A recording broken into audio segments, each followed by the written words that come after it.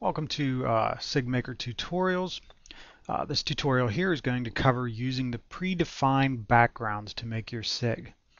Now you click on this and it will preview all the different categories.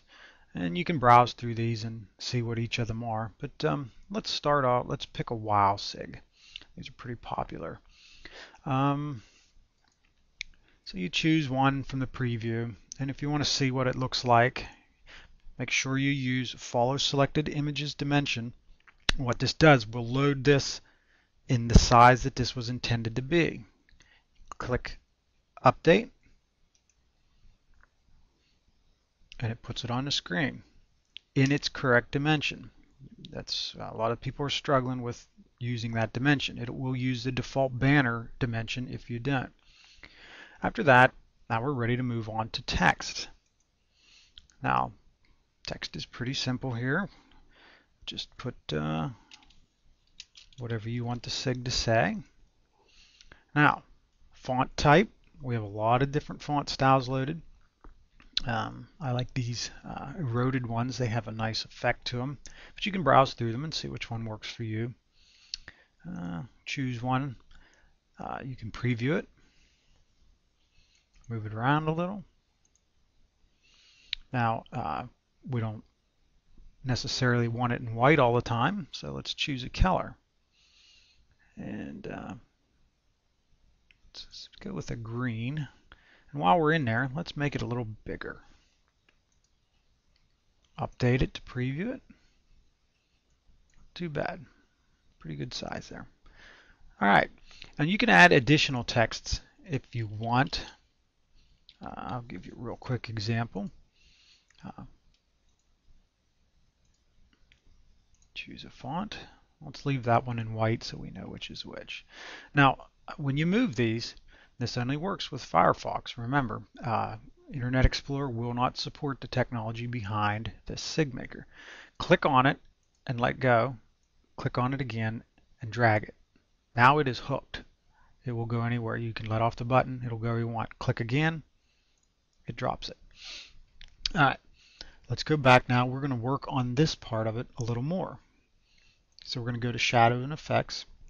And each of the text positions we used is where these will apply. So the text one, we're going to add a shadow to it. And as you can see here, this shows which direction this shadow will go off to.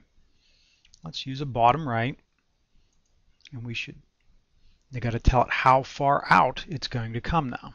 If you go too far with these, they'll look like it's way out behind it, and it's not a real nice effect, but usually around 2 pixels will work nicely. Now, of course, you wouldn't want a shadow in white, so we want to pick a darker, maybe a gray tone, and sometimes these are hard to find in this selection. So what you can do is go to the color slider. You can move these around, and you can get all kinds of custom colors. Just as well, you can punch in the hexadecimal if you know a color. Like for example, I know this is a gray, 414141. And click on it. Now there you go. There's your gray. All right, so let's preview it. Update to banner. Got a little bit behind it there now. Now let's go ahead and add an outline. Now the text outline will go all the way around it. So it can't really be bigger than the shadow, or you won't see it anymore. So click 1 pix, and let's go with a nice bright green, something like that. Update it, and there you have it. Now this is nice and crisp now. We worked a long time to get this script to handle text properly. The video here as you're watching probably won't show it as crisp, but the final product will be nice and crisp if you follow the formatting that I'll show you here later. Alright, so we've got that. Text looks good, and like I said, anytime you want to move these, just click on them, move them around, click again to drop it. You can move these separately at any time. Now, we went to the border. Let's do a border. Now, the black won't show on here, so we don't want a black border. Let's go with a green border because that's our color theme here. Let's get a bit of a tone to it. Let's make it a wide border, and you can preview this.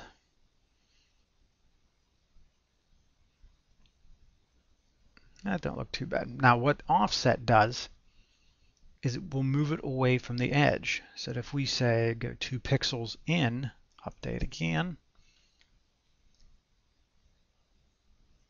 now it starts to get a black border there. So maybe we want to thin this down a little. Now we have a nice crisp green line around it. And you can use a double solid. We have a couple issues with that. I don't recommend it yet. It's really a little more difficult to use for beginners. And then dashed and the double dashed lines. Solid provides the best effects though. Let's move on to clip arts. I will have a complete tutorial on the clip art section. This is going to be just a quick overview of how to add them. It can be very complicated, and if done wrong, it will throw errors into the script. So if you want to use our preloaded stuff, click on this box. This is for the gallery. We have some sections already loaded. Let's go with the game theme. Loads them in there. Now this previews them in their actual size. So, and I've tried to keep 2 different sizes of the popular ones. Now, say for example, here's a small World of Warcraft and a large one. The large one may be a bit big. Let's update. And as you see now, it's taken up a little too much. Now, it won't come all the way down because the image is oversized. So let's change that. Anytime you want to change one, go back. Now let's find the small one. Update it to that one. Now that fits a lot better. So put this down here maybe like that. And that takes care of the clip arts. Like I said, we'll do more clip art tutorials in the future. Now formatting, there's different choices here. The default is JPEG. This will generate a very small file size, so you can pretty much use this on most forums. If they have requirements for file size, this should meet it. If you can get away with it, I always recommend doing PNG. This will increase the quality of your SIG tremendously. It'll give it a nice crisp appearance. So let's update it so that it knows we're going to do PNG. And now let's download it. We're going to save that here.